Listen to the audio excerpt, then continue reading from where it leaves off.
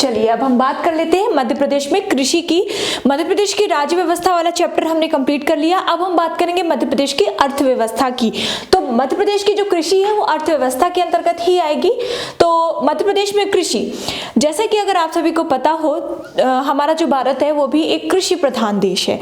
जिस प्रकार हमारा भारत एक कृषि प्रधान देश है, उसी प्रकार मध्य प्रदेश भी एक कृषि अर्थव्यवस्था वाला राज्य है और ये क्वेश्चन जो है पूछा भी जा चुका है। तो आप पहला पॉइंट डाल सकते हैं, मध्य प्रदेश कृषि प्रधान अर्थव्यवस्था वाला राज्य है। अर्थव्यवस्था वाला क्या है? राज्य है। ठीक है। और मध्य प्रदेश में अगर हम कृषि भूमि की बात करें तो मध्य प्रदेश के कुल क्षेत्रफल का, मध्य प्रदेश के कुल क्षेत्रफल का कितना है क्षेत्रफल? 308,252 किलोमीटर स्क्वायर। ठीक है। तो मध्य प्रदेश के कुल क्षेत्रफल का 50% जो हिस्सा है वो शुद्ध 50% जो हिस्सा है वो शुद्ध बोए गए क्षेत्र के अंतर्गत आता है। कहने का मतलब क्या है कि मध्य प्रदेश के कुल क्षेत्रफल का लगभग 50%, वैसे 49% ही है। याद करने के लिए आप इसे 50% भी याद कर सकते हैं, लेकिन एक्चुअल में ये 49% है।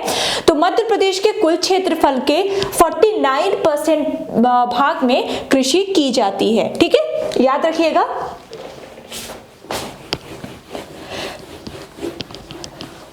तो लिख सकते हैं अगला पॉइंट कि मध्य प्रदेश में कृषि का क्षेत्रफल कितना है? कृषि का मतलब कृषि भूमि का क्षेत्रफल। ठीक है, कृषि योग्य भूमि का क्षेत्रफल है 49%, या फिर अगर आप याद करना चाहे तो याद करने के लिए 50% भी याद कर सकते हैं। ओके। उसके बाद मध्य प्रदेश की कुल जनसंख्या का, मध्य प्रदेश की कुल जनसंख्या का, कुल जनसंख्या का 79% जो हिस्सा है वो कृषि पर ही निर्भर है। कृषि पर ही निर्भर है। जो भी इंपॉर्टेंट फैक्ट है पहले आप उसे नोट कर लीजिए। तो आपने जाना कि मध्य प्रदेश एक कृषि प्रधान अर्थव्यवस्था वाला राज्य है। मध्य प्रदेश के कुल क्षेत्रफल का 49% जो क्षेत्र है वो मध्य प्रदेश में कृषि क्षेत्र की कृषि भूमि के अंतर्गत आता है। साथ ही साथ मध्य प्रदेश की कुल जनसंख्या का 79% जो कि काफी अधिक है, 100 में से 79% जो जनसंख्या है वो कृषि पर निर्भर है और कृषि कार्यों में लगी हुई है। और 72% जो जनसंख्या है, 72% जो जनसंख्या है मध्य प्रदेश में वो गांवों में निवास करती है। गांवों में निवास करती है। ठीक है, तो कंफ्यूज नहीं होइएगा। 72% जो जनसंख्या है, पॉपुलेशन है, वो गांवों में निवास करता है, लेकिन 79% हिस्सा यहाँ पर कृषि कार्यों में लगा हुआ है। मतलब कृषि प्रधान अर्थव्यवस्था वाला राज्य हम कह सकते हैं, क्योंकि आप जनसंख्या के प्रतिशत के आधार पर ही इसका अनुमान लगा सकते हो। ठीक है। फिर मध्य प्रदेश की अगर हम भारत के स्तर पर बात करें,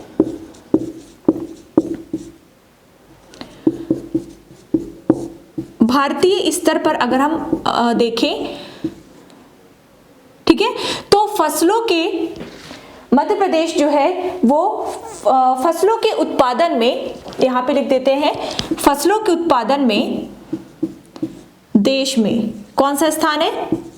मध्य प्रदेश का देश में फसलों के उत्पादन में स्थान है 9वां।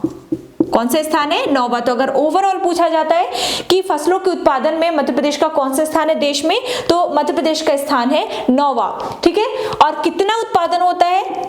पूरे भारत में जितनी फसल होती है, ठीक है, पूरे भारत में जितनी फसल होती है उस फसल का 4.6% हिस्सा मध्य प्रदेश में पैदा होता है। ठीक है। अगर हम माने कि 100% है पूरे भारत में, तो 100 में से जो 4.65 हिस्सा है, प्रतिशत जो हिस्सा है वो आता है मध्य प्रदेश के अंतर्गत। ठीक है, तो नोट कर सकते हैं।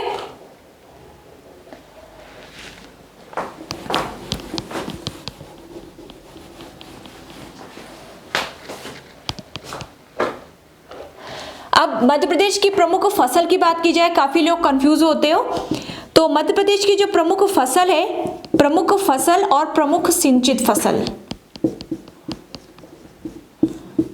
प्रमुख सिंचित फसल क्या होती है ये आपको अगले लेक्चर में पता चल जाएगा। सिंचित फसल किसे कहते हैं? तो प्रमुख फसल या प्रमुख सिंचित फसल जो है वो गेहूं है। कुछ लोगों के क्वेश्चन आए थे मेरे पास कि सोयाबीन और गेहूं में से कौन सी फसल मध्य प्रदेश की प्रमुख फसल है, तो आप लोग जान लीजिए मध्य प्रदेश की प्रमुख फसल गेहूं है। सोयाबीन इसलिए कहते हैं क्योंकि अगर ओवरऑल भारत के स्तर की बात की जाए, है ना, अगर हम भारत की बात करें तो भारत में अन्य राज्यों की अपेक्षा मध्य प्रदेश में सबसे ज्यादा सोयाबीन होता है ना, सबसे ज्यादा सोयाबीन होता है। लेकिन यह जरूरी नहीं है कि मध्य प्रदेश में हर फसल की अपेक्षा सोयाबीन ज्यादा होता है। हम केवल यहाँ पर सोयाबीन की अगर बात करें तो भारत के अन्य राज्यों की अपेक्षा मध्य प्रदेश में सबसे ज्यादा होता है। इसीलिए मध्य प्रदेश को भले सोया स्टेट कहते हैं सोयाबीन के उत्पादन के कारण, क्योंकि ओवरऑल राज्यों में सबसे ज्यादा सोयाबीन वहां पर होता है। लेकिन मध्य प्रदेश की प्रमुख फसल सोयाबीन नहीं है। मध्य प्रदेश की प्रमुख फसल कौन सी है? गेहूं है। सर्वाधिक रकबे में, सर्वाधिक क्षेत्रफल में गेहूं की फसल ही बोई जाती है। सबसे प्रमुख जो सिंचित फसल है वो भी है गेहूं। सबसे प्रमुख खाद्यान्न फसल कौन सी है? वो भी है गेहूं। ठीक है, तो इसलिए सोयाबीन नहीं होगा। अब हम बात कर लेते हैं कि मध्य प्रदेश में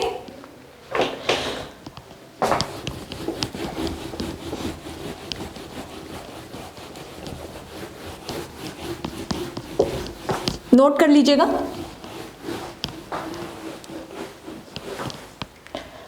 अब हम बात कर लेते हैं मध्य प्रदेश में जोतों की।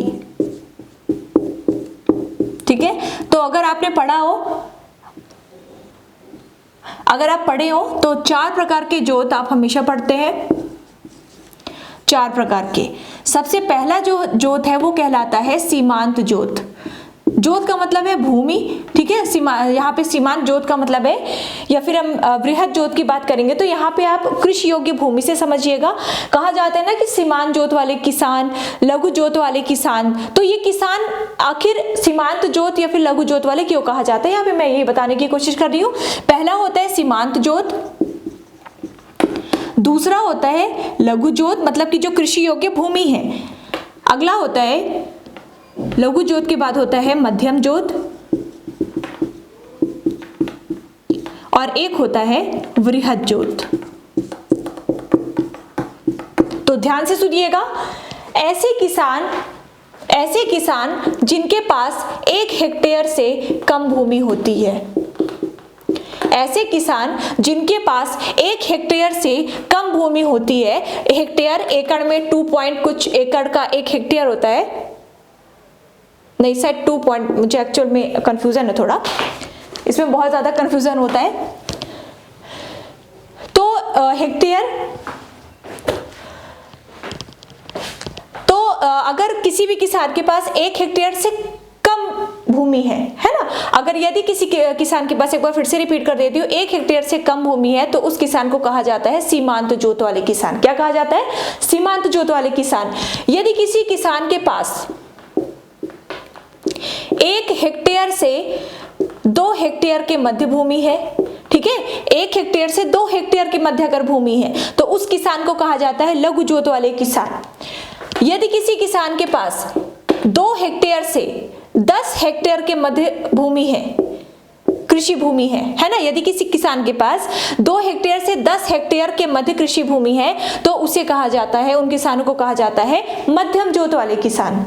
उसके बाद यदि किसी किसान के पास 10 हेक्टेयर से अधिक भूमि है तो उस किसान को कहा जाता है वृहद जोत वाले किसान। तो समझ में आ गया? तो सबसे कम 1 हेक्टेयर से कम यदि भूमि होगी तो उन्हें कहा जाएगा सीमांत जोत वाले किसान। 1 हेक्टेयर से 2 हेक्टेयर के मध्य होगी तो उन्हें कहा जाएगा लघु जोत वाले किसान। 2 हेक्टेयर से 10 हेक्टेयर के मध्य होगी तो उन्हें कहा जाएगा मध्यम जोत वाले किसान। 10 हेक्टेयर से यदि अधिक भूमि है तो उन किसानों को कहा जाएगा वृहद जोत वाले किसान। मध्य प्रदेश में सीमांत जोत वाले किसानों की संख्या सबसे अधिक है और वृहद जोत वाले किसानों की संख्या सबसे कम है। जो सीमांत जोत है, सीमांत जोत वाले किसान है जो, इनकी संख्या है लगभग 40.45%। कुल किसानों में 40.45% संख्या सीमांत जोत वाले किसानों की है, और बाकी जितना भी बचा हुआ प्रतिशत है उनमें उस प्रतिशत में ये दोनों, ये जो तीनों आपके सामने दिए हुए हैं, ये तीनों जोत जो है वो समाहित है ना। तो सबसे ज्यादा अगर पूछा जाता है कि मध्य प्रदेश में सर्वाधिक जोत कौन सी जोत वाले किसान है, तो सर्वाधिक सीमांत जोत वाले किसान है 40.45%, और सीमांत जोत वाले किसान कैसे किसान माने जाते हैं, जिनके पास 1 हेक्टेयर से कम भूमि होती है। आगे समझ में।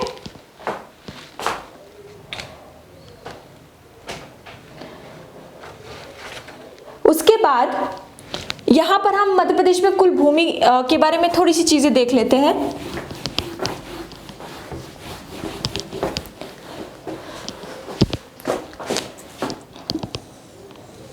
ये मध्य प्रदेश की है कुल भूमि, ये है 308,252 किलोमीटर स्क्वायर।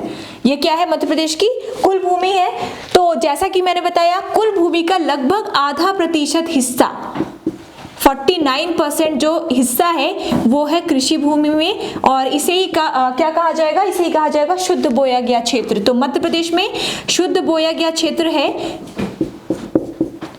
शुद्ध बोया गया क्षेत्र है 40%। अभी बस आप एक एक फैक्ट पूरे नोट करते जाना, ठीक है। अगर जो फसल है मध्य प्रदेश में उनकी चर्चाएं हम अलग से करेंगे, परेशान मत होइएगा। तो मध्य प्रदेश में 49% शुद्ध बोया गया क्षेत्र है, और 28% जो क्षेत्र है, 28% जो क्षेत्र है वो वनों के अंतर्गत है, वनों के अंतर्गत आता है, ठीक है। और उसके बाद यहाँ पर जो बचा हुआ क्षेत्र है इसमें पड़ती भूमि भी आती है, ठीक है, बंजर भूमि भी आती है, साथ साथ जो कृषि योग्य भूमि है लेकिन वो बंजर पड़ी हुई है वो भी आती है। कुछ ऐसी भूमियां भी हैं जो कृषि के लिए बिल्कुल भी, भूमि तो है बट कृषि के लिए बिल्कुल भी वो उपलब्ध नहीं है, इसके अंतर्गत वैसी भी भूमियां आती है। यहाँ पर ये दोनों सबसे ज्यादा इंपॉर्टेंट है, ये दोनों याद कर लीजिएगा। और एक चीज और, कृषि के लिए जो अनुपलब्ध है वो है 11%।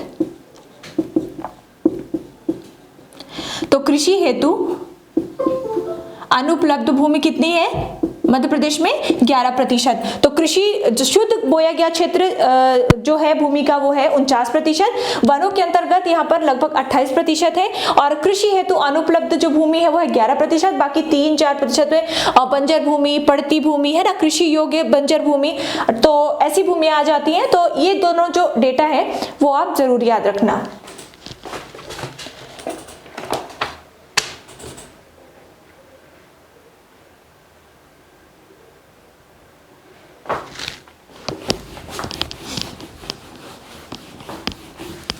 वर्ष 2005 के पहले जो भी एक साल में जो भी सर्वेक्षण होता है कृषि के क्षेत्र में,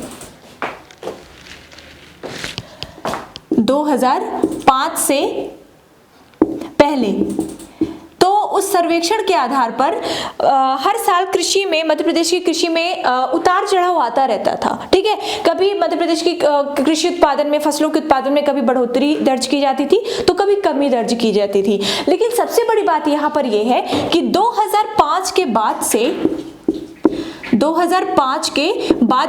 मध्य प्रदेश में फसलों के उत्पादन में वृद्धि ही हो रही है, कमी नहीं आ रही है, मतलब धनात्मक वृद्धि ही हो रही है, कमी यहाँ पर नहीं आ रही है।